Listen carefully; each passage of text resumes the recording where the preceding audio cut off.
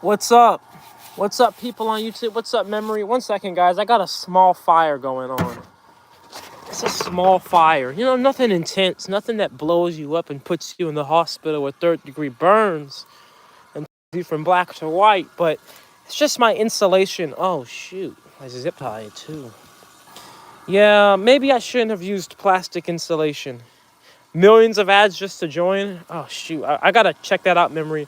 I swear I set my live stream ads to not super aggressive, just like average. But you know how YouTube does. They're going to put a million ads for you guys and pay me a few cents for your inconvenience. I did put it out. I did put out the fire, memory. But look, guys, we got the natural gas down there. Plastic made natural gas. And look, plastic crude oil inside of that, and take a look at what we got. Beautiful color, beautiful, beautiful color. Can you explain the two different layers? Yes, I can. So this is some plastic made natural gas I got from earlier. Look down here. What is that? That's actually just water. Now, what is this, like muck in it? I think that's dirt from the pipes. I think that's rust from the pipes and stuff. These pipes I've used before for the machine. I tried to clean them out the best I could. Obviously didn't get all the sediment out, but that's all it is. This is density. And water and dirt are denser than oil. So the oil's at the top, the dense stuff's at the bottom. But this stuff looks amazing though, doesn't it? Oh my God, it's on fire again. Look how cold it is. Wait, can you see that? I don't know if you can see that, but yeah, so you do need to purify the product. There's many advantages to it. Now, some engines could burn the product out, right? Look at that. See, look, guys, you know, when I was at the hospital, like when I got burned, right? Obviously, I was, you know, I didn't have shoes on or pants, but the burn nurse told me, she was like, it's better that you didn't have, you know, anything on than to have the wrong type of plastic clothes on, because plastic clothing does this. If it catches on fire, it turns to liquid and it just like stays on your skin. So we're obviously just going to take this insulation off. But this is why plastic is fuel, because look how all that crap burns when you don't want it to, right? Anywho, take that crap off. Just trying to insulate the still. I guess at this point in time, we don't really even need that extra insulation on the around it. But yeah, look at that, still burning. If that's on your skin, that's burned to the bone, you know? Hey, I got my PPE on, guys. I got my PPE, gloves, glasses, hair protection. I got everything but a face shield, because otherwise I would sound like SpongeBob giving Squidward fellatio if I had a headgear on right now, but whatever. Anyways, so I think we got to turn the temperature up in the distiller. Let's take a look at these temperatures, okay? 352 degrees. Now, what is that? 352 degrees. And I'll convert to Celsius for you guys in a little bit. But 352 is a probe that I have inside of the oil, okay? So that's the oil's temperature. 187 degrees, that is the vapor condensate temperatures. Oh shit, my man almost fell down this goddamn step stool. Anyways, that is the temperature of this area right here. So this lets us know, okay, the temperature of the condensed liquids coming over. That's how we know this is like plastiline, because 118 degrees is the boiling point or the condensate temperature range of water as well as gasoline. And that's why we see water as well as gasoline. So anyways, let me convert this to Celsius for you guys, for my Brits, aka the whole world that's not in America, right? Still don't know why they do that crap. But look, those are the temps for you. 179 C oil temperature, 86 C temperature of the vapor coming out. So anyways, let's go ahead and turn up this natural gas flow. Now you gotta remember, the natural gas I'm using to power this still is actually natural gas made from plastic in these tanks here I made from the reactor. So we're kind of keeping it all in house. And you know, when you're doing distillation, you got to control the temperature very patiently. So So you can't just jack up the temperature. Oh, I think I might need to switch to a new tank. I think that this tank is near empty, and that's why the pressure is going down. I think this tank, yeah. 1 sec. Oh, it's not. I just had the valve closed. Silly me. That'll do it, right? Just have the valve closed, and of course the tank ain't gonna be pushing out the natural gas like it needs to be. But we are actually gonna switch to a new tank pretty soon. You said you need higher temperature. Well, you have to slowly build up the higher temperature. If I just go and juice it to a higher temperature right now, it's gonna end up just pouring out everything. The diesel, the jet fuel, and the gasoline. Basically, it'll be crude oil again.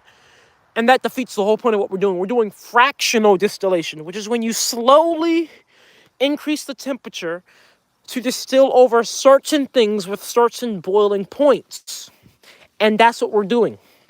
That's why we just have this gasoline. So why the rifle? For protection. Now, here's the thing. We can actually test this fuel.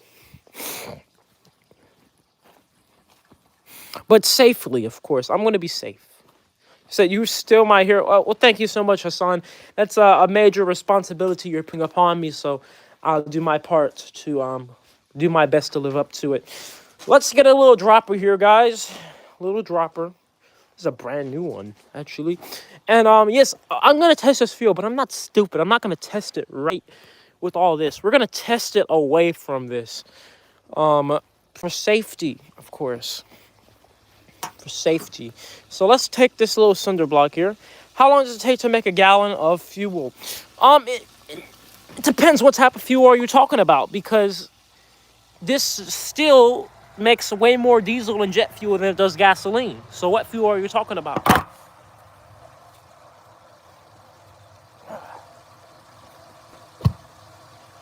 Okay, so let's test the properties of this. We're gonna take just some of this. Boom. Let's just take a second to admire the beauty. Like, oh my goodness, it's so beautiful. But anyways, pour some in there. Just just a decent amount. Nothing crazy. I can't wait to test this in the weed whacker. Let's go ahead. Look, we're quite a ways away, guys, okay? We're a few feet away for safety, okay? Not stupid. And let's see. It should light pretty easy, okay? I should be able to just tap it, and it should light.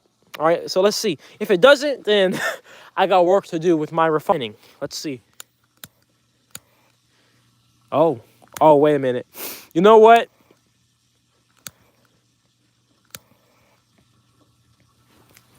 I think I know why it did that. Because you see, it wanted to catch. But this is actually pretty cold. The metal is cold. It's really cold outside. And so it couldn't sustain the temperature it needed. So there's really slight differences when you have temperatures. But there's a way that I really like to know and like confirm, like, oh, is this like almost like a gasoline alternative? Because if you take gasoline, right, and you like pour it onto a surface, like it's gonna like spread the fire, like, on the surface level. You know what? In fact, I'm just gonna do it because I don't think you can really picture what I'm trying to say. But do notice though that this is burning for actually quite some time. Actually, it'd be nice if I had some real gasoline like put side by side. Maybe I'll do that. I don't have another one of these caps though. But anyway, I was trying to say, if we took some, right? And I'm going to wait until this burns out before I do this for safety. But the point is, I'm going to take some and just put a streak on this cinder block. And I should be able to just light the streak and it should like light up. But yeah, it does burn very calorifically. So anyways, I think it's time to turn up the refiner here. In fact, I think the fire went out. Oh, it did. Okay, guys, so I gotta turn on another tank here. Let's see. Yeah, this tank is empty. This tank is empty. Time to turn on the other tanks. Give me a second.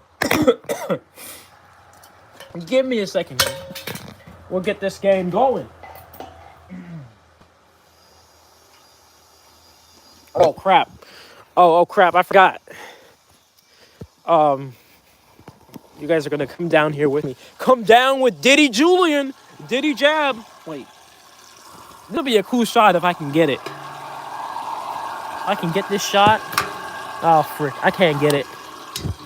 But there you go. You kind of saw it. Natural gas made from plastic. You hear that? Do you hear that boiling crude oil? That's why this isn't a thick propane tank. I ain't messing with it. Hey, who heard Kendrick's new album today? I didn't. On purpose.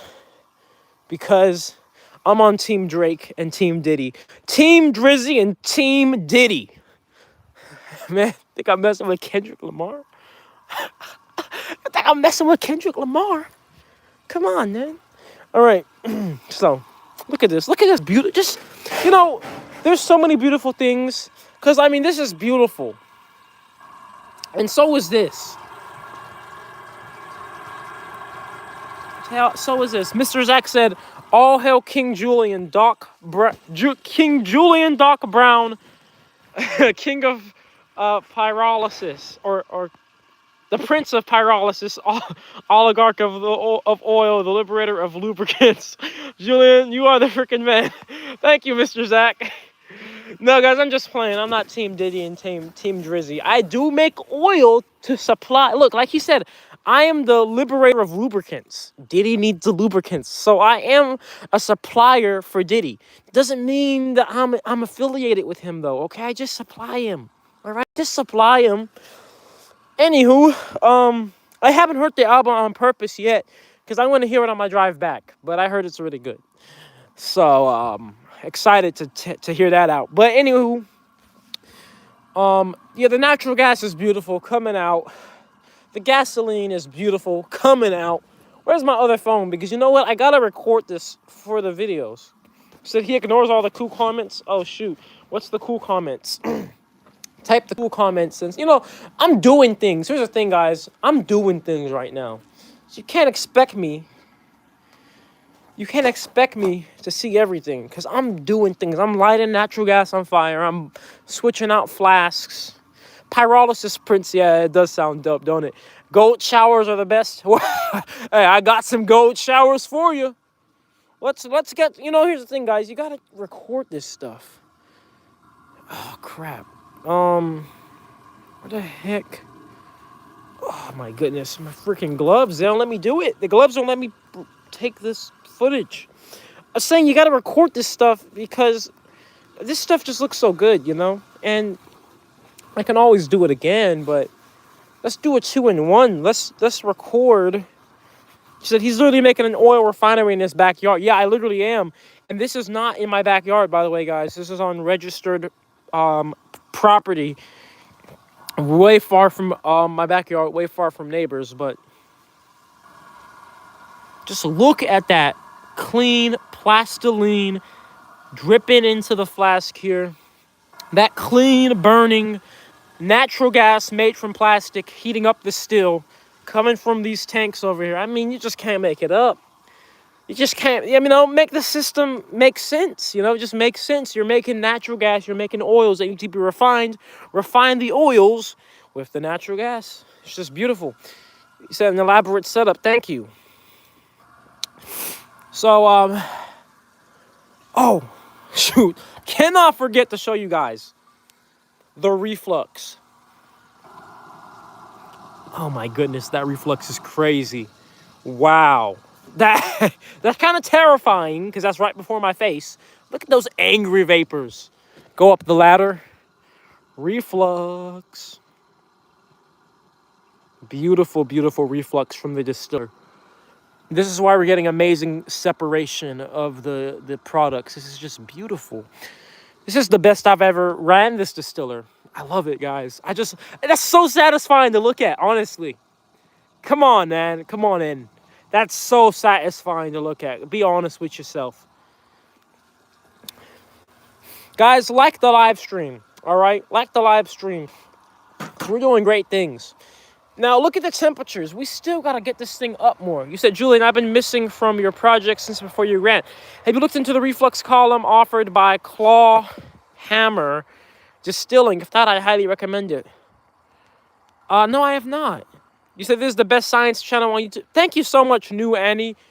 You know, that really means a lot to me because I grew up watching Nile Red and stuff in Cody's lab. And you know, I'm my own type of person. You know, I like to call myself the Mad Max Nile Red because I tend to do things a lot less particular as he does. But of course, I have my own place.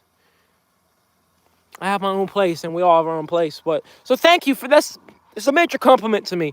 I mean, not that I'm trying to replace anybody. You know, if you want somebody that's super particular, pay attention to detail, Nile Red is your guy. If you want somebody who's just trying to get it done, I'm your guy. Man, that's beautiful reflux. Beautiful reflux. Reflux column makes good food grade ethanol too. Oh yeah. Oh yeah. Oh no, it's not for rodents. Well, if you consider trespassers rodents, then I guess so. Is that I see a little flicker going on the side of this carport. You said you've been subbed for a while? I actually never seen you before, New Annie. Being honest with you, I never seen you in the comments or in live streams. So, but you know, just because you don't comment does not mean you're not a supporter. You know, most people I support, I'm a complete lurker. I never say anything. But I give them the energy of support. Show some of your welds. You're a welder too, aren't you? Yeah, so where's something I welded? Oh, shoot. Freaking man, it's cold out here. You said been subbed for a year or so at least. Well, thank you for your support over the year. Have you considered using bubble plates on your distiller? I do want to use bubble plates. I just can't afford them right now. But I'm gonna get my next grant payment pretty soon, come December, but I gotta buy a new plastic shredder because the shredder's not working, and then I want to start working on some solar things, so I still probably won't be able to afford a bubble plate, unfortunately. But I'd love to get that. I mean, I love how you could see everything. I was trying to show you some welds on the machine here, but unfortunately, it's covered in this insulation. Some of my best welds have been on here because this machine is vacuum tight, it's pressure tight, it has to be. So, you know, of course, I'm not just going to show you my random crap welds to hold something together. My actual high pressure welds are on here, but they're under all of this. You know, that's my true welding when you actually got to pop out and show. But you can find the videos of me welding together that reactor on my YouTube channel, and you can see me welding it. But, guys, the temperature is dropping. The vapor temperature. We got to get this turned up. You said you're doing great things. Thank you so much. Hey, what's up, Rilo Ken? Let's get this turned up, guys. Yeah, I was wondering why everyone was mentioning the gun, and I'm like, oh, because every time I go to turn up, the natural gas is right here. Duh. Duh. Look, somebody, we're doing a live stream last night. Somebody was like, can I send you guns, like, to donate guns or to the P.O. box? And I'm like, sure thing. Sure thing. Guys, that's awesome right there. Take a look at this temperature. On that. And then come up here. It's beautiful, beautiful. So inside of this column here that's insulated, there's packing. Stainless steel mesh or whatever the hell they call it. You said no disrespect taken. I want to clarify the question in case. What was your question? Oh, you guys are talking to each other. How do you get the plastic into fuel, and what's the distiller for? Well, the plastic is turned into fuel through this machine. So these are two separate machines. This machine does the initial cracking of the plastic. So the plastic goes in here, and then these are microwave generators on the side. The microwaves turn it into fuel, where the fuel then is collected into this keg. And that fuel is pretty much like crude oil. It's a mix of a whole bunch of fuels that need to be separated through refining. So we refine that plastic crude oil into plastiline, plastic kerosene, and plastic diesel, alternatives to gasoline, diesel, and kerosene or jet fuel. And right now we're getting out the plastiline products. You see, we've already made quite a bit. What is this? We've made over 1,000 mil. But of course, there's some water that needs to be separated. So guys, I want you to notice something, okay? I'm turning up the temperature,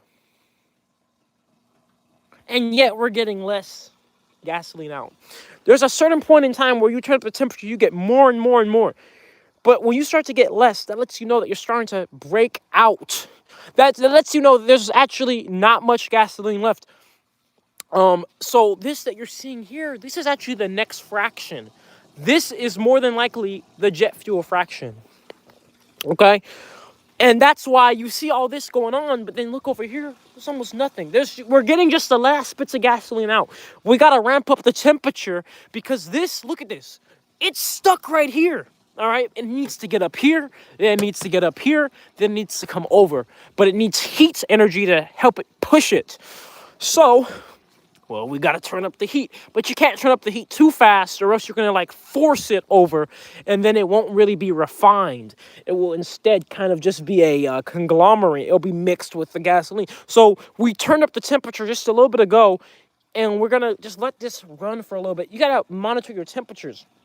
The oil, the crude oil in here is almost 400 degrees Fahrenheit. Yeah, this is just like an alcohol distiller. And what is that? That is, you see, that's 195C, so that's pretty hot. But the vapor temperature is only 180 degrees Fahrenheit, 80C. It was at 88C. So the vapor temperature is not that hot, but the oil is. So we need the oil to be able to get hot enough to where it can push up the next fraction up here. Because look, you can tell the bubbling is crazy down here near the base. But then it starts to tamper down a lot, and it almost be none up here. So it's time to heat it up even more. That's what that lets us know. But once we see this temperature here, oh, look, it's dropping. The temp is dropping of the vapor coming out. So we got to turn on this natural gas, guys. See, let's turn it up. I think the tank is empty. I think that's why. Okay, yeah, the tank is empty. All right, let's open up the next tank. Oh shit. Too much. Oh shit. Turn that down quickly before this shit blows up. Oh my goodness. Gotta be careful with that shit. Hey, if you make the thing heat up too quick, you're gonna start to build up pressure and you have a pipe bomb full of flammable and explosive oils before your face. So you gotta be careful. Now that's assuming that you heat it up so fast to where, you know, it just builds up tons of pressure. That's not going to happen, though. And why? Because, look, it's open right here. So what would actually happen is, you know, pressure finds the point of least resistance. So it's all going to just shoot a jet out right here. Because these tri-clamps, they're rated for a few thousand degree PSI. I think that pretty much 100% of the plastic gets turned into crude oils, natural gas, water, and carbon. He puts the carbon back right into because the plastic doesn't absorb, or because the microwaves don't absorb, or plastics don't absorb microwaves. Exactly. Spot on, your boy John. All the plastic is turned to is the natural gas, the crude oil, and the carbon. And then he said water too. And it's true to a certain degree. It depends. So the only plastic that can actually form elemental water, meaning that it can just take plastic and literally make water, is PETE, polyethyl terephthalate, which is the plastic that's in water bottles. Why? Because that plastic has oxygen within its hydrocarbon chain or its chemical chain. And with it having oxygen in its chain, when we break it apart in this machine, obviously there's hydrogen in there too. The hydrogen and water find each other, or the hydrogen and oxygen find each other, do a little ditty dance, and then they make water. So every other type of plastic, I do get water in the oils, but it's because the plastic actually has some residual moisture on it. It's almost impossible to truly dry something out, I'll be honest. It's impossible to dry something out by just like leaving it out in the sun. To like truly dry it out, there's always moisture on stuff to some degree. It's kind of like this, right? If I give you a piece of wood that's been sitting out in the sun, it's dry, right? Like you touch it, your hand doesn't get wet, but that wood has a ton of moisture just in it, you know? And if you dry out wood all the way, then it's not even really usable as wood anymore. It's like just cracks apart. So that's kind of the analogy for for the plastic that we put in the machine here, you know, even if I let it out in the sun, there's still going to be some residual water. And a machine like this is just so destructive to all anything that goes in here that it's going to make whatever. If there's any water on something, it's going to get that water out. This beast of a machine. I love this machine. Honestly, guys, I've had some plastic to fuel reactors. I just got freaking high temperature grease on my glove. I've had some plastic to fuel reactors I haven't liked, because they just don't work that well. But I love Mark 4.5. You know, running it under vacuum, it's just such a great machine. But it's not like that for no reason. You know, I welded the hell out of this machine to make sure it could be vacuum tight and pressure tight. You know, I pressure tested it in many different ways. So, you know, it's not by accident. Just trying to clean this freaking grease off my gloves here, but it's not coming off. Unlucky me, right? Unlucky me. But it's okay. And that's why we have gloves on. Better the gloves than my hands, right? You know, I gotta say, guys, if you love this reactor, you're sure gonna love my nuts. But anyways, let me go ahead and just get this crap off of me. We're gonna open up another tank of natural gas here, so that way we can just have it ready when this one empties out. So, you know, I was explaining to you that we had to add more heat. Oh man, look at the temperatures now. Look at the temperatures now. 400 degrees on the oil. But look, we're still at only 189 degrees Fahrenheit on the top vapor. So we're still just getting gasoline out. Well, you said, what is the final product? This. The natural gas is the final product, is a final product too. The thing about the natural gas is this, though. The natural gas, well, I filter it while it's being made. So you see, it goes through this system here. And these are molecular sieves that are way over hydrated. But this right here is a filter of activated carbon, activated bentonite, aluminum. Matter of fact, let me just take this out now if I can. Is this under pressure? Let's see. Because I need to actually do this crap before I forget. Damn, why is it stiff up in there? Look at these molecular sieves. They're freaking wet as hell. These normally are blue, but this is what happens when you let them be in like 5 runs back to back. Also, oh crap, 1 second. I'm just kind of all over the place right now, guys, because you know what? Honestly, today I'm hella behind. I'm hella behind. See, I just got some plastic collection going on, but this is stuff I was supposed to do before live stream, but you know, I just kind of, you know, you get lost. So I got to fill this back up with molecular sieves and put it back on the machine. And you guys are probably wondering, like, what do I do with all this stuff? Well, all this can just go in the reactor. There's no waste with what I do around here. Except, now, I will tell you guys the one thing that is waste. And you guys can actually help me with this. So like, for example, look. You know, we have water down here, but this water is obviously contaminated. Now, I do not dump this water out. I do not do any type of, you know, environmental crimes. I catch all that water, and I actually been storing it in here. I put a lid on it so it doesn't leak or anything, or rainwater, blah, blah, blah. But that water, I've done some experiments with it in the past where, like, I've run it through activated carbon, and then it usually cleans it up visually and smell-wise completely after a few passes through activated carbon. But I'm wondering, guys, you know, I don't want to pour that water out until I know it's safe. You know, obviously there's not oils in the water, but who knows? There's some hydrocarbons or petrochemical products that are soluble in water, and I don't want to be pouring anything out into the environment until I know and can make sure it's not going to cause damage to my immediate environment.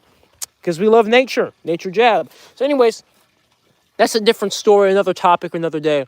Because I can just capture all the water for now. Now let me open up this other natural gas tank like I said I was going to do. Because now we're running out of natural gas. Yeah, look at that. 0 PSI. Oh, crap. Guys, see, this is what happens, guys. And this is why I might have to make my distiller run under vacuum. Because I'm starting to run out of natural gas, but we still got a lot of distilling to do. This is an issue. Like, I know I still got 3 tanks left, guys. I still have 3 tanks of natural gas left. I have This tank and these two tanks, but these are the smallest of the tanks. These ain't gonna last that much longer, so we gotta, look, see that flame? We gotta push this thing, okay? While we can. Because, look, every time I try to get the diesel out, I run out of natural gas. And that's why, this distiller can be turned into a vacuum distiller. And with it being a vacuum distiller, that just means that the diesel will come over at a lower temperature. But the issue is my condenser is definitely not powerful enough for that, for this to be a vacuum distillation setup. It's nowhere near cold enough, nowhere near enough surface area. Ooh, look at these. Look at these vapors. Crazy. So sometimes I'm standing here looking at this and it's beautiful, but I'm just like, what if this thing just bursts open right now? I'd be screwed. So, take a look. Now that we got more heat, well, boom. You can see more and more vapors coming over. But you see, guys, we got to get this much, much hotter to get like the diesel and the kerosene. It has to get much, much hotter. And that's the issue. Because we're still only at 180 degrees on the vapor. 400 degrees inside the tank. So the inside oil is very hot right now. But not that hot on the actual vapor or the oils coming over. Is this a hydrogen reactor? No.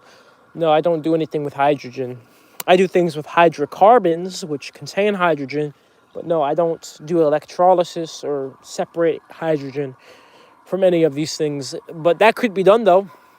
You can separate the hydrogen from the gases and from even the liquids, too. I mean, they're all hydrocarbons, but hydrogen-carbon bonds are usually best separated through, combustion, which is, you might as well just burn them at that point, right?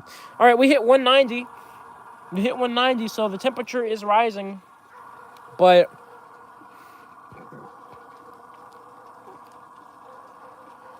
oh, Toby, you said something about the water? Oh, electrolysis. Oh, okay. You said DoorDash and propane. Yeah, exactly. Aromatics could be in the water. You said reburn it. Have you tried burning the carbon? Oh, I never tried burning the carbon, actually. What do you think the energy efficiency percentage will be of the input energy the products made? We'd be like energy in burning. Well, here's the thing. When you burn any energy product, it's going to be at most like 50% efficient because that's like the most efficient engine, right? 50%. So you're going to lose half the energy. What's up, Michael Gallo? I'm amazed by your knowledge of chemistry. Well, thank you. I'm completely self-taught. Just, a lot of research papers, but most importantly, just being out here doing it. You're going to learn the most when you're just out here. You just, so like you learn it, like you see like this happening, and then you just look up the science, the explanation between what you're seeing, right? Like, so I do this, and I'm like, okay, what am I looking at? I look up, hydrocarbons, blah, blah, blah, and then it all makes sense. And that's the best way to really understand and learn something, right? That's like the 360 knowing. You made it, you can see it, you're applying it, boom. So, here's the thing. We don't have that much. I mean, we have 250 PSI in here, 250 PSI in both of these. All of these are empty. All these bigger tanks are empty now. So, unfortunately, you said, watching this with my son, thank you for the shout out. Man, absolutely, man. And God bless you and your son. Thank you guys for tuning in tonight. I'll try. Oh, crap. Let me turn that down. That scared me. I thought it was about to explode. I'm scared of explosions, guys, and it's rightfully so. After what I've been through, the distillers are so dangerous. I always tell you, but it's like boiling gasoline on your stove, Nobody would do that. Nobody smart would do that. But somebody with an ambition to do something for the world would, I guess. Enough ambition to be dumb. Oh, guys, well, let's try this, though. So let's see if this will burn. How this burns here. Let's try this, guys. Let's see. Because this is coming over at a hotter range.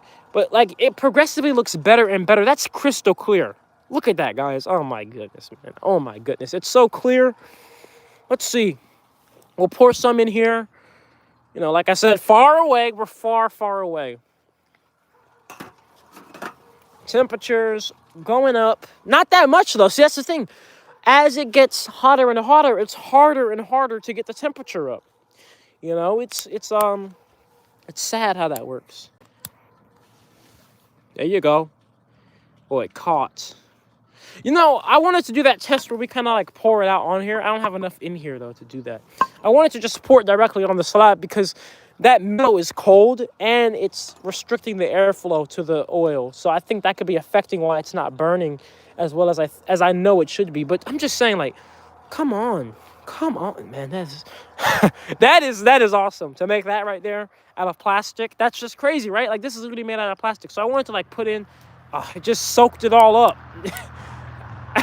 You saw that? And then this is cold too. Okay, well, this isn't going my way. Not at all. It literally just soaked it all up in a second. Well, that's just great. I bet you I could take real gasoline and probably do the same thing and we'd have the same issue right now. Because everything is cold and then, you know, there's not enough airflow in here. All right, well, I wanted to test it. But it looks amazing, though. It looks amazing, but you can see there's still a separation of water. Still a separation of water. And, well, that's just simply because that's just what the game is. You're going to have a little bit of water in this stuff. I saw somebody mention a centrifuge, and that's probably about the only way to get all the water out of the crude oil product. I do have a separatory funnel, so we're going to turn up the heat. We're going to turn it up, you know. It's just not getting hot enough. The heat is rising way too slow. At some point, you're going to start losing heat. You see, the hotter something gets, the more the outside air is going to steal the energy away. So you have to, at some point, you have to really just ramp the heat up to keep heat rising. Because this heat is rising slow now. It was rising fast before, but now, look at it. But now the droplets are coming over more. So, I mean, that's just what it is.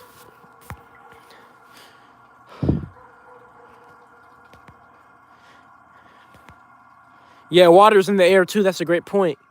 You may want to get a pair of Kevlar underwear. What is this? What is Kevlar? So, wait, is Kevlar fire resistant, guys? And obviously, you always hear about Kevlar with like bulletproof vests and stuff. But is Kevlar resistant to fires? I never knew if it was.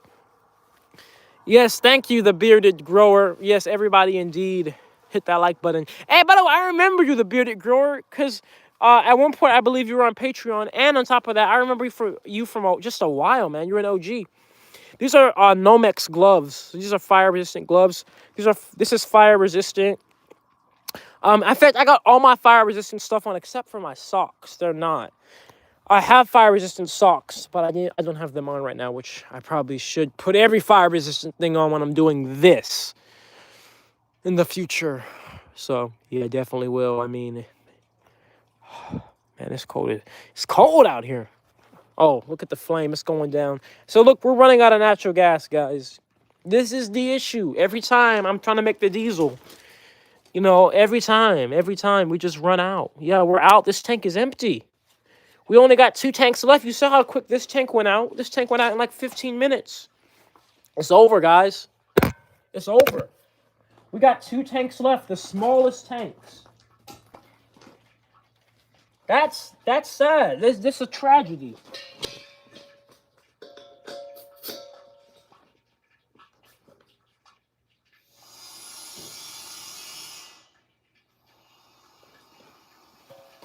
It is a tragedy. I don't think we'll be seeing any diesel, guys. You said, I'm going to sleep, but I'm going to have breakfast with you. Well, have a great night. I don't know what you mean by breakfast with me, unless you're saying that maybe...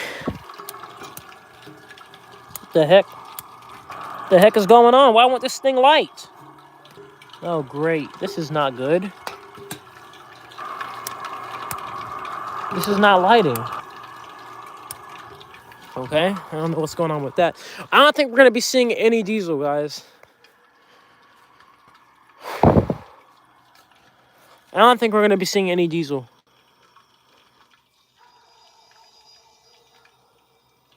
And I'm sorry that that's the case, but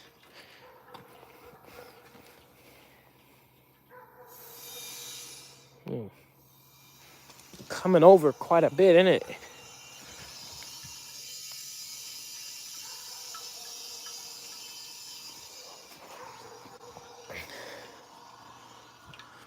So guys, this is why I'm saying we need to make this a vacuum distiller. Why is this not lighting? What is going on with mine? Okay, clearly this tank must have some other vapor composition, or the pressure is coming out too much because it's not lighting.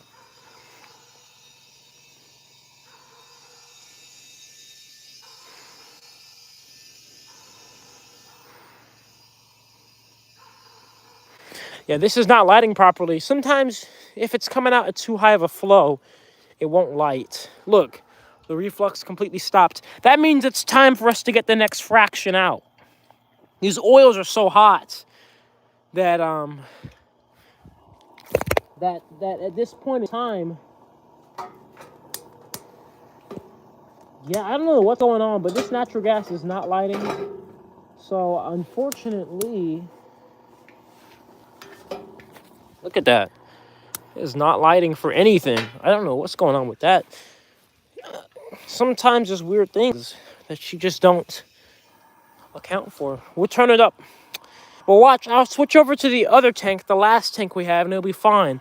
But that last tank, there's no way it's going to have enough. Yeah, this is not lighting at all. I don't know what's going on with that. That's weird. All right, so I clearly don't know what's in this tank.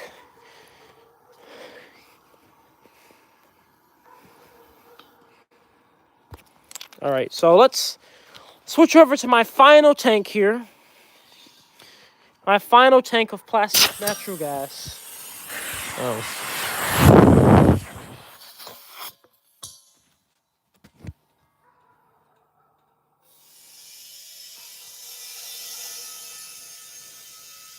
And let's see if this lights, if we have any luck with this.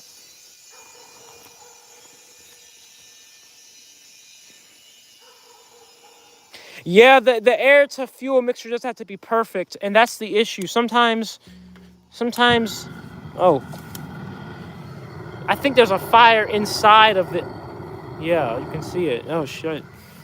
See, I told you guys this one would be perfect and work fine. It was just the last one. What the hell is going on over there? Holy shit. You hear that? It's like a jet. It's like a jet over there. It's not lighting properly. It's like jetting. See, guys, this is, I tell you, man, we can't get diesel for anything with this crap. Oh, now this is doing the same crap as the last one. Goodness gracious. I guess we're not getting any diesel. All right, let me turn this off. Take the burner out. It's doing the same crap.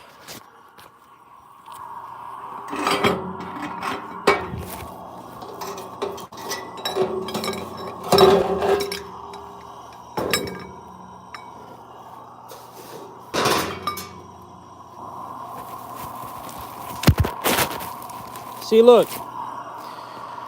You see this? It's just, it's like, what the? It's burning inside. Yeah, that's weird. See that? What does that even mean? How does it even do that? Look at the brass. I don't know what that means, but too much air. Yeah, it must be. That must be the only explanation, right? That's weird. Yeah, because, you know, when I turn this thing up, this thing goes crazy. But we'll turn this off, because I don't know what's going on with this. Oh, it's already off anyway. This is just the residual inline vapors. Yeah, something's not right.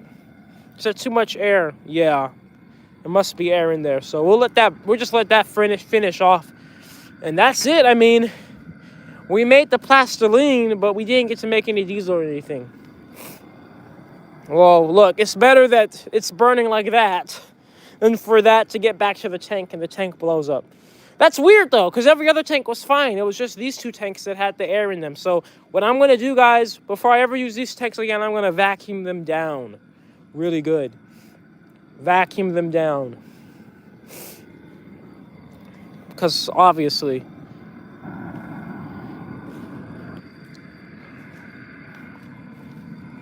Yeah, it just sucks. I don't even know how is it still burning. Wait a minute. Let me check and make sure. Wait a minute. What's going on here? Yeah. There's no other place for it to be getting fuel from. I'll turn this tank off. I mean, this tank is empty, but I'll close the valve just in case. What the hell? Did you hear that? Oh, okay. It went up. Now it was gone. All right, whatever. Goodness gracious. Some nonsense on that. So yeah, guys, this is what happens. Every time I want to make my diesel, I just don't have enough natural gas. See, what I want to do is, I honestly, guys, I need to get, like, I need 4 of these big tanks, okay? BVV sent me these for free. And I bought these are just tanks I had already, but I need 3 more of these. Okay? That's what I need. Because then I'll have enough, but, you know, even if those tanks weren't acting weird, I definitely would not have had enough natural gas to get diesel to even start coming over yet. So it's unfortunate. And the only other solution is to run this thing under vacuum, which adds its own set of complexities because, well, if we run this under vacuum, the condenser needs to be much, much stronger than what it is. Otherwise, it's all just going to be vapors that end up being sucked through. So, I mean, but hey, at least we have something to show for the run, though, because take a look at all of this. Yeah, I mean, a massive tank could work too, but the issue is, whatever it is, I don't have it. I don't have a humongous tank, and I do not. My compressor or my recovery pump here, I have 2 of them, but the one in there that I'm using, it will cut off at 250 psi. It won't go above that for like safety reasons or whatever. Maybe because the pump can't handle it. So, you know, 250 psi is not that much for natural gas, because unlike propane, natural gas is not liquefied. So 250 psi is really not much. So you need a tank with a lot of volume like this, right? These are better, of course, but, you know, this is nothing. We run through this in 10 seconds. You said, how much are the 3 tanks? This tank individually, I think, was like 259. Or something like that, you know. So 3 of those is 750. And like I told you guys, you know, I got a lot of things I gotta freaking budgetize when I got my next grant payment in December. Like I gotta get the new shredder. You know, the grant payment is every 3 months. So I mean, like, you know, you gotta make it work for whatever you do. And I already gotta buy a new shredder. We know that for a fact. What else do I gotta buy? Oh, I want to make the machine continuous. And in order to make the machine continuous, I just have to get some, they're actually quite expensive. There's some pneumatic valves. So you see, this is a 4-inch pneumatic valve. But I've learned through time of loading plastic into this valve is too small. Sometimes plastic will get stuck. I need to get 2 6-inch pneumatic valves. We're going to have a double valve system. And then with it being continuous, I could load plastic in here. And then I could load plastic, or the carbon would discharge out the front, you know, automatically. So do a double valve system too. Oh, also, guys, I bet you there's some oil in here, some residual oil I didn't pour out, so you guys want to see. You see, I kind of dug a little trench here.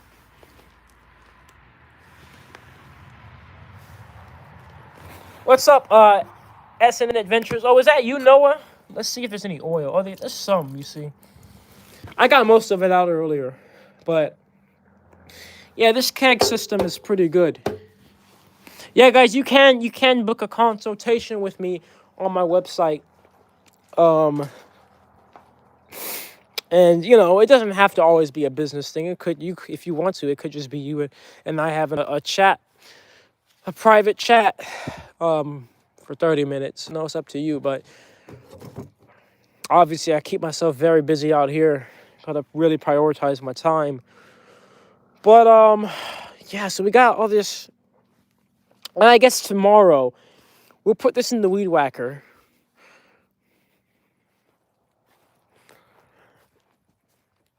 We'll put this in the weed whacker, guys, and we'll see how it runs. You know, there's a 2-stroke. I want to get a 4-stroke. See, that's another thing. You know, it's little things like that. You know, they add up. You know, you're like, okay, I gotta get this thing, and then you're like, oh, I need a 4-stroke weed whacker. That's like $200. And then, you know, when you get paid some money up front for $200, $400, it's like that much, but then it starts to, you know, dwindle away. So then you can see why these government projects with like millions, billions of dollars in budget keep going over budget, or construction projects, because it seems like so much up front, but then the nitty gritty a little bit starts to add up very quickly. But guys, I'm gonna get a really good plastic shredder though. Our budget is like $2,000 for the plastic shredder, because what happened with this one over here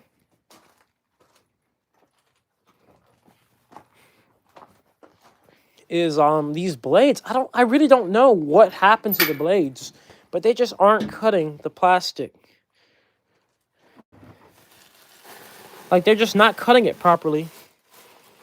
And good night, Yuki. Thank you for stopping by. So yeah, they're just not cutting it properly. I sharpened them, I oiled them. Whatever.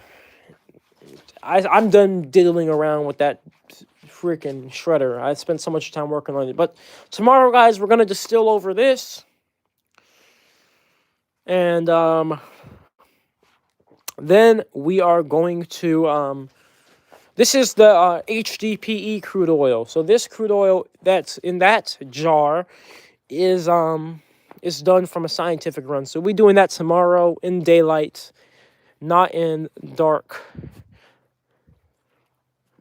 You said the government charges a taxpayer $600 for a $200 weed whacker. Sounds like the American government. But yeah, we got plenty for the weed whacker test though, guys. Plenty. So I mean, what should I do, guys? What should I do? Should I try to make this distiller a vacuum distiller? Okay.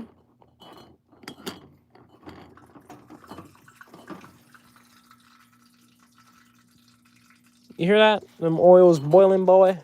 But should I try to make this distiller a vacuum distiller so it doesn't have to be as hot for me to get the diesel to come over? Or should I instead try to just get a few more of these natural gas tanks? You said try to insulate it better? Well, that is a thing that will help. But the issue is I can't really, I mean, like, of course I could insulate it more than what I've done, but insulation can only go so far, right? Like, obviously there's a lot of gaps and it's cold outside, but the truth of the matter is no matter how much you insulate it, you still need to get it up to very, very high temperatures, you know, period. Very, very high temperatures before you get diesel jet fuel. And that's irregardless of insulation. Insulation just makes the amount of energy you have to put in a little bit less because it loses less energy from the air. But we have not even reached those temperatures yet with all of these tanks full. So, you know, that's what I'm thinking, because, you know, I could get a few more of these tanks. You say, gotta calculate energy costs for running vacuum for a distiller. That's true, because if we have running the distiller under vacuum, there is an additional energy consumption versus if we just run it atmospherically with more natural gas. The natural gas is a byproduct of the machine. So you see, like, here's my idea, guys. Let's say we get like 4 of these tanks.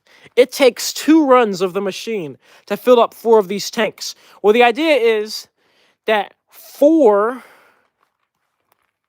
of these tanks filling up over the course of 2 runs. In those 2 runs, you could make like 2 or 3 gallons of the crude oil to put into the machine. So then it's kind of like, okay, it kind of works hand in hand. Like, every time you have enough natural gas, you have enough oil to distill, right? Yeah, some of you guys are saying go with the vacuum. the only issue, I would say the biggest issue with the vacuum outside of energy consumption, the additional energy consumption, will also be the fact that this condenser is not going to be enough. And not only that, but the water will not be enough to use it for it. I'll have to switch to my recirculating chiller over there. So not only will we have to use a vacuum pump, which we'll call, or one of these recovery pumps, but we're also going to have to use a water chiller. So we'll have to literally have 2 additional forms of energy to operate this thing under vacuum. And then there is a danger aspect of it too. So, because for example, if the recovery pump turns off all of a sudden in the middle of the vacuum, it could build up pressure. Now, I do have a pressure relief valve on this distiller. You say this guy is the only YouTuber that's trying to make a difference with the waste in the world instead of collecting it and putting it in landfills. Hey, absolutely, man. Thank you, SNN Adventures, for the love and support. You should use a shorter column for higher boiling stuff. Yeah, that's an idea too. Because obviously we saw that in this column, the stuff was boiling, but it barely was even visible up here. But the higher column works amazing. It works amazing for the gasoline. You know what we can do, guys? Wait a minute. We can literally do what oil refiners do. Let me tell you what we do. Put a T right here, have a valve. When a valve with Teflon, it can't be silicone because the silicone will get eaten up. When we want to switch it to the lower boiling stuff, the diesel jet fuel, open this valve, and then it's like another section with condensers and stuff coming out. When we're just getting gasoline out, close the valve. And then, the gasoline travels up high, because that is what gives us gasoline that looks so clean.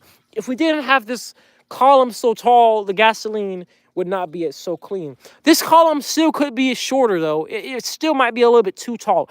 In fact, I actually have a condenser up here. It's not on. There's no water going through it, but it's just a shotgun condenser for high surface area.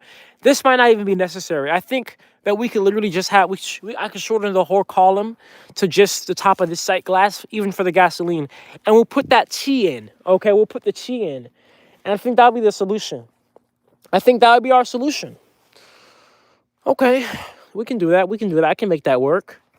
Because we literally saw ourselves that, yes, we were getting those higher boiling point things right here, but they were not making it all the way up here. Because this is the packed column. They were not making it through the packed column because they lose so much heat energy fighting through the high surface area of this, let alone the high surface area of the shotgun condenser too. So we're going to try that first. Look, guys, honestly, making this thing a vacuum distiller is the last option. Okay, that's how I got blown up.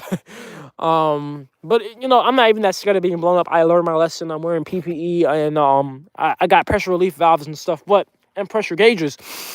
But it's primarily because of the energy consumption. See, I've been telling everybody for years that I want to make it to where there's no additional energy consumption between the distillation and so basically I want to make it to where when you run the machine, that's it. That's the only energy. There's no more energy that has to go to refining the products. And the only way we can do that is if we run this 100% off the natural gas and nothing else. But if we do it under vacuum, then we got to run the vacuum pump and the water chiller. So, that's going to at least be one kilowatt of electrical consumption. 1 kilowatt hour, which, do that. Distillation is at least 3 to 4 hours. So, do that for 3 to 4 hours, and you consumed, what is that, $1 of electricity very quickly, right? So, it'd be like $1 of electricity per run, but not much, but still, it's an extra cost. So, are you going to college? At this point in my life, it's not really something I'm looking into. I had actually gone to college for a little bit, but obviously I'm not there anymore. You say, I love you, Pyro Man. Well, I love you back. I love you back. So, guys, we're going to do that. Thank you. See, this is why I go here on the live stream and just talk to you guys. Because, honestly, maybe I eventually would have thought about it, but I would have, tried other things which would have wasted more time before I came to the same conclusion that we should tap it off. So, we're going to indeed tap it off. And I think that would be a great solution. And we can actually put a few taps on this thing. We could put a few taps. And I'd love to also make this 4 inches. You see the down here, this is 4-inch 4-inch tri-clamp. And somebody was mentioning bubble plates. And I'd love to put 4-inch bubble plates just all up it. But that's very expensive. And like I was telling you guys, I already got a lot of expenses to make the machine continuous and to make it run under or to make it to get a new plastic shredder. I already got a lot of expenses, guys. And you guys also got to remember, I live, like a 4-hour drive away, so there's always it costs money to get here and stuff, so I gotta like factor all that in over there all the time too. So it's like I gotta be careful. I can't just go crazy buying everything I want, unfortunately. So I would love to make this whole distillation column 4 inches low. And I probably can do that, but I don't know about the bubble plates. I'll have to look into that. So you said the metal mesh is good too. Don't worry about expensive bubble plates. Yeah, because I mean, look, obviously we're using the metal mesh, and look at the separation. I mean, look at that clean. It looks like just like gasoline. It's golden. It's beautiful. We don't need it any more beautiful than this.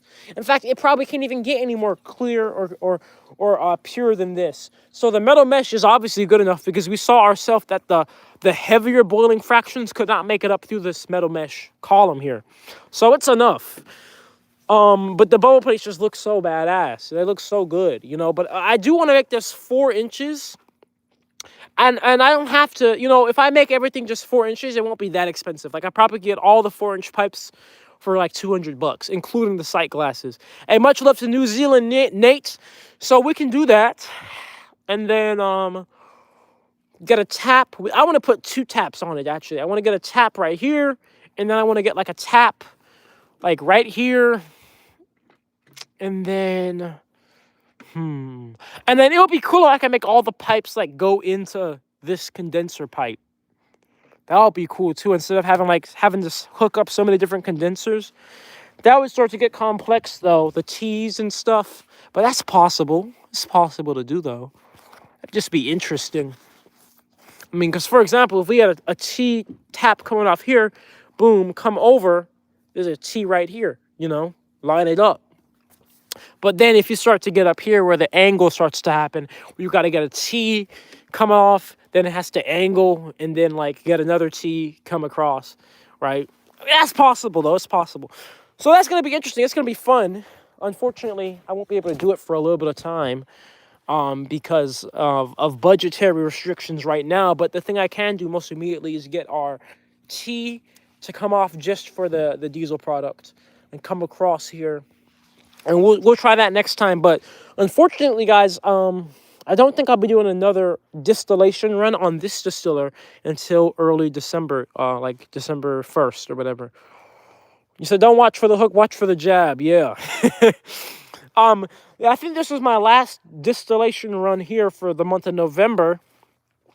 I'm going to take some time off. Also, guys, look, as we let these just sit here longer and longer, look at that. They get clearer and clearer. It's beautiful. Can't wait to put that in the Wheat Whacker tomorrow. So stay tuned for that live stream. And stay tuned for this as well. Our scientific analysis distillation run. The reason why we're doing it like this is because, well, for one, you saw with that issue, we couldn't even get the diesel out. And for two, we can control the temperatures way better. So we'll take this crude HDPE oil, put it in there, and then get some clean products coming out on the other end here, and we'll be sending them off for analysis. So with that being said, let me think. Is that about it? Is that about everything? Yeah, I think that's about everything. Yeah. And the thing was, guys, you remember I had that video, right? With the guy with the bus, and I was like, we're gonna run this bus off of with the diesel. And I have not made, since I've moved the machine here to Alabama, I've not made not 1 ounce of diesel yet because of these problems. Okay, so we got to figure out this problem so I can make my freaking diesel. Okay, because if we do the tap and the tap works well, then it's just a matter of, okay, just get another big tank. We might not even need 4, maybe just one more. One more big tank, we can make that work with some donations. And then we'll have enough natural gas to get the diesel. because we don't have to have so much energy to push it all the way up. Because you know what the truth is this, right? The boiling point of diesel is like 400 degrees Fahrenheit or something like that. It's very hot. And the only way for the diesel to make it all the way up to the top is every single pipe has to be 400 degrees Fahrenheit. If one pipe is any cooler than that, it's going to cause it to condense and fall back down. And so it's feasible to get like this up to here, like 400 degrees, right? That's feasible. But then, higher and higher, it's like, okay, that's getting crazy. So maybe the tap could be even lower. What do you guys think? Should I make the tap above the sight glass or below it? Let me know.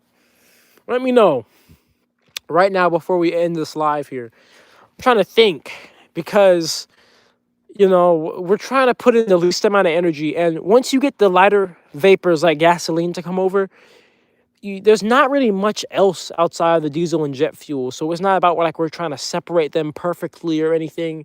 They're pretty much the only things there are. You said, I went to landfills. The size is massive. What if this larger system could be created on a larger scale? We could make some heating fuel from waste. Yeah, it'll be awesome. And also, with landfills, I mean, imagine just having a machine like this on the landfills. Above, yeah, I think we should do above too. I think below might be a little bit too, you know what I'm saying? Like that literally might just be crude oil coming over if we do below, right? But we didn't get any crude oil in the sight glass, obviously, because it's clear, which is a great sign. So we'll do above. Okay. Have you run a small engine on the field? Yep, we have ran this weed whacker a few weeks ago. We're going to run it again tomorrow. We saw reflux up to this point, but there's no reflux packing. There's literally just regular pipes down here. The reflux packing doesn't even start until here. But we didn't see any vapors come up to this sight glass of the diesel or jet fuel. But we'll do it. Yeah, Luke, you are super late. In fact, we're about to get off. But Luke, take a look at what we got today, though. Got some great fractions. We'll be testing them out tomorrow in the engine. Look at those temperatures. The oil temperature is still 300 degrees. So anyways, guys, thank you very much for stopping by tonight. I'm definitely going to warm up. It's very cold out here. But thank you for your support.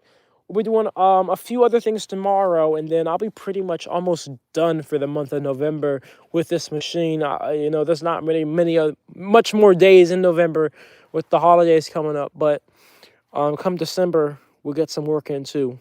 Looking to drying the fuel. Yeah, I got molecular sieves. I got separatory funnels. The water is no issue. The water is no issue at all. And of course, when it comes to putting it in the weed whacker, you just skim off the top. It won't even come close to the water. So that's what's up. What time tomorrow? I don't know. Look, guys, every time I give myself a time, I curse myself because I say, "Oh, we're gonna do this thing by this time," and then things go wrong, and then whatever, and I feel pressured and blah blah blah, whatever. But sometime tomorrow, and it's gonna be live streamed and recorded. So if you missed the live stream, you could just catch the recording. So guys, take care. Have a good night. I'll see you guys tomorrow. Thank you for tuning in. As always, Naturejab out.